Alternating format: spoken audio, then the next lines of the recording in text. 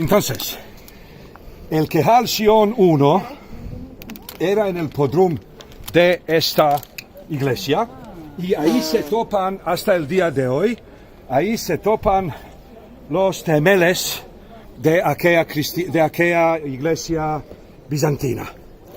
Bueno, ahora esto aquí, si no sabías, esto aquí es la oficina del presidente del Estado de Israel. Ma. Ay, Katia, Ni Katy. ¿Sí? Sí, muy hermoso. Ven aquí, Leheder Nasi Hamedina, a la camareta o a la oficina del presidente del Estado. ¿Qué pasa? 2 días como Sion era el último lugar frente a la ciudad vieja que pertenecía a los judíos.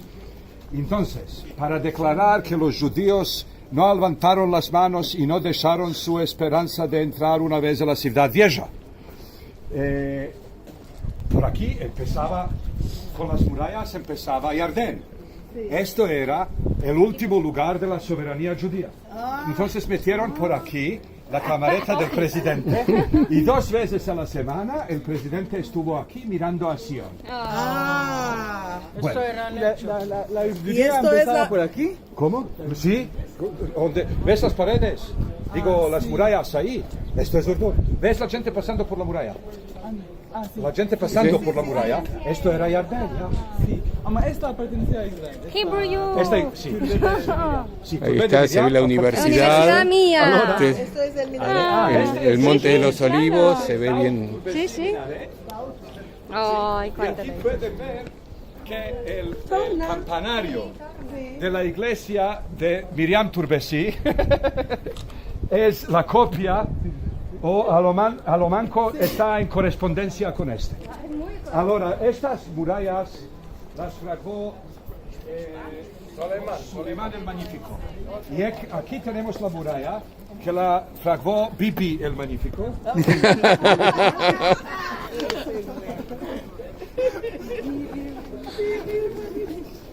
Sí, Antikanun Sultan Bibi. Antikanun Sultan Bibi. Ves ahí la muralla. En el punto más alto del monte se ve ya, la muralla sí. de la separación. Sí, ¿Ven? sí, sí. Bueno, de Es nuevo. ahí que están las tumbas más caras del mundo. Sí, sí, El Monte de los Olivos. sí, montaña de olivos. Ahora, Ahí que quiere enterrarnos. sí, parece ser. Estamos Sí, únicos tiene aquí. muchas palas. Estamos Ahora. asolados. Unas cuantas cositas. En primero aquí se ven las murallas de Bibi el Magnífico. Esto como era un jami, entonces al lado del jami hay un mezarlé. Sí.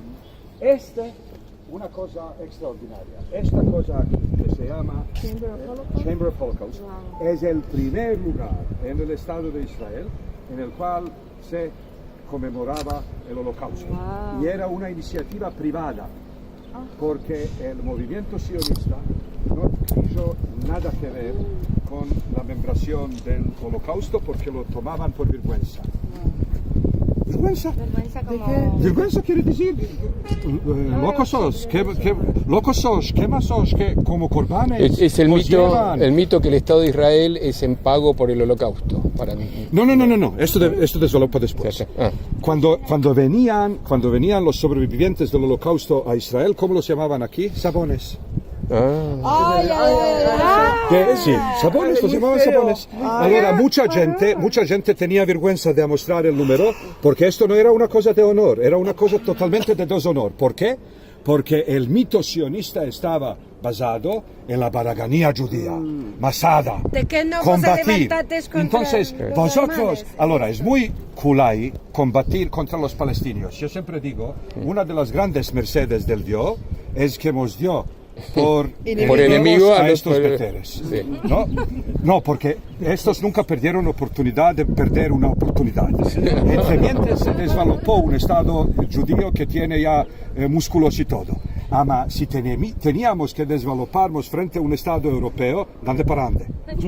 Ama, en contra de ellos o en frente, como nunca perdieron la oportunidad de perder la oportunidad. Quiero decir, esto siempre lo aprovechan. En cualquier caso, el establecimiento de Israel no se acordaba del holocausto. Holocausto era una cosa De vergüenza. de vergüenza, una cosa de vergüenza. Secreta. Sí, una cosa de vergüenza. Pasates el holocausto, quédate callado porque esto significa que te llevaron como cordero a ser degollado. Y aquí somos machos. Ahora, este mito y esta ideología y este narrativo era tanto fuerte que durante el holocausto, cuando los judíos de Hungría estaban gritando y exclamando que se les ayude, Israel manda a unos parchuteros ahí judíos que les ayuden. Entonces llegaron ahí con parachutes, ¿cómo se llama? Mónica Seles, ¿no? Sí. Hannah Seles. Hannah Senes. Mónica Seles. Mónica Hannah Seles. Senes. La Hannah tenista. Senes, sí, y a Tera. Y el presidente de la comunidad judía dice ahí, adiós, ¿qué nos dijo de mandarnos más judíos? Nosotros queremos quitar los que tenemos aquí. Claro. Además, los israelíes pensaban que los judíos de ahí son corderos. Además, si vendrá una que pasó por el curso aquí y que tiene músculos, ella los va a organizar y ellos van a matar cada uno con un dedo 10 divisiones. Bueno, entonces lo que pasó es que la iniciativa, el prestigio de la membración pública de la Shoah era una iniciativa privada. Si tenéis tiempo, hoy día no tenemos vosotros, además, si tenéis tiempo un día hay que pasar por ahí para ver hasta cuánto nada no tiene que ver con nada, porque no es un museo hecho por un Estado, por un museólogo, por un experto, no, un judío que la familia se le perdió en el holocausto, empezó con esto. Cuando el Estado de Israel se acordó del holocausto, después de 67, cuando el mundo empezó a decirnos, vosotros los empatronates de los territorios de otros y esto no es una cosa ética, el Estado de Israel empezó a decir, vosotros nos vais a hablar de ética como ética del holocausto. Y entonces se trocó todo, pero ¿cómo se trocó? Igual, es decir, empezó poco a poco. Los que lo hicieron eran genios de, ¿cómo se llama?, de fragmento. Sí, fragmento de identidad. ¿Por qué? Porque hay dos tipos de fiestas judías. Hay fiestas de primavera, que son fiestas de resurrección. Y hay fiestas de otoño, que son fiestas de, ¿cómo llamarlo?, autorreflexión. Y bueno, entonces, se podría escoger muchas cosas diferentes para marcar la Shoah. Por ejemplo, en el mundo la marcan en el 27 de enero, cuando los soldados rusos entraron a Auschwitz. Ahora, en Israel dicen, nosotros no queremos ser objeto de historia. Quiere decir, vienen los alemanes, te matan, vienen los rusos, te liberan, y tú, sujeto no sos, objeto sos. Entonces dijeron no. Escogieron, entonces, miren cómo va. Muy bien. Tenemos Purim. Nos quisieron matar y no alcanzaron, ¿no? Después de Purim pasamos a Pesach, insurrección.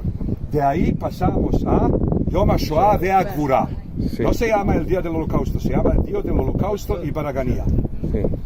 Del día del holocausto y Baraganía pasamos al día de los soldados caídos.